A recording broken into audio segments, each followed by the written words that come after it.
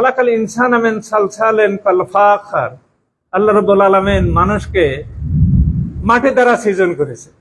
আবার এক জায়গায় বলেছে ওয়ালাকাদ খলাকনাল ইনসানা মিন সুলালাতিন মিন তিন, মিন সুলালাতিন মিন তিন। আল্লাহ রাব্বুল আলামিন মানুষকে মণি থেকে সৃজন করেছে। এই মণি এবং মাটি দুইটা যদি একত্রিত যদি করেন তাহলে কথাটা এইভাবে দাঁড়াবে, মানুষ নামের যিনি প্রথম মানুষ, সেই প্রথম মানুষ আদম আলাইহিস সালামকে মাটি দ্বারা সৃজন করেছিল। এটা আর রহমানের এটা জবাব হয়ে গেল। তো সুলালাতিন মিন তিন সুম্মা খালাকনা নুতফাতা ফি কারারিম মাকিন, তারপরে মানুষকে নুতফা দ্বারা সৃজন করা হয়েছে। নুতফা মানে মণি, বীর্য, যেটা বলুন না কেন।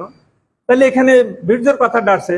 তাহলে বীর্যটার মানে কেমন করে আসলো? আদম এবং হাওয়ার পরে কিয়ামত পর্যন্ত যত মানুষের আবির্ভাব জন্ম হবে, এই জন্মের যেটা পদ্ধতি, যেটা সিস্টেম, এই সিস্টেমটা হলে মণি থেকে মানুষ জন্মগ্রহণ করে। তো এই যে মানুষ যখন জন্মগ্রহণ করে